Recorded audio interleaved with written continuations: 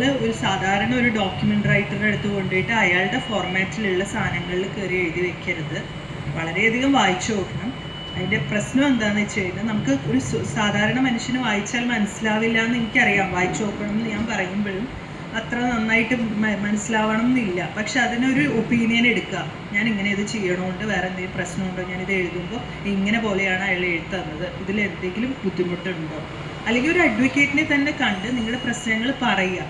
എന്തുകൊണ്ടാണെന്ന് വെച്ചാൽ ഇങ്ങനത്തെ കേസുകളിൽ ഈ ഒരു 1/3 ഷെയർ ഈ മറ്റു കുട്ടിക്ക് വരും എന്ന് പറയുമ്പോൾ അതൊന്നും കാണിക്കാണ്ടാണ് പുള്ളി ഒരു ഡീഡ് ഒരു ഫോർമാറ്റിൽ ചുമ്മാ നമ്പറുകൾ മാറ്റിയിട്ട് ഒരുപാട് ഡോക്യുമെൻ്റ് റൈറ്റേഴ്സ് ഉണ്ടല്ലോ, അവരുടെ തെറ്റെന്നല്ല ഞാൻ പറയണം, നമുക്ക് ഇങ്ങനൊരു അവസ്ഥ ഉള്ളതുകൊണ്ട് ഞാൻ പറയുകയാണ്. അപ്പോൾ അതനുസരിച്ചൊരു മാറ്റം നമ്മൾ വരുത്തിയില്ലെങ്കിൽ ആ ഡേറ്റ് നമ്മൾ എഴുതി വെക്കുന്നതുകൊണ്ട് ഒരു ഗുണവും ഒരു പ്രയോജനവും ഉണ്ടാവില്ല. അപ്പോൾ അതിനകത്ത് വളരെ അതായത് നമ്മളിപ്പോൾ നമ്മൾ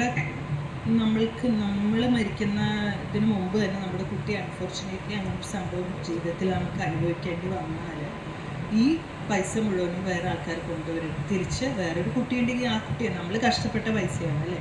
അപ്പോൾ അത് മറ്റു കൂടപ്പിറപ്പ് ഉണ്ടെങ്കിൽ അവന് തന്നെ പോകണം, അല്ലെങ്കിൽ നമുക്ക് തന്നെ തിരിച്ച് വരണ വിധത്തിൽ വരണം.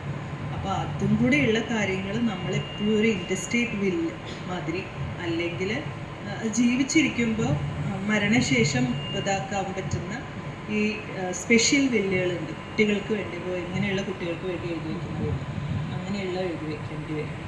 നമ്മൾ ഇങ്ങനെ ഫുൾ പ്രോപ്പർട്ടിയും ഇങ്ങനെ. അപ്പോൾ ഇതിനകത്ത് എന്താണെന്ന് വെച്ചാൽ ഓൾറെഡി ഇങ്ങനെയൊക്കെ തന്നെ പോണായിട്ട്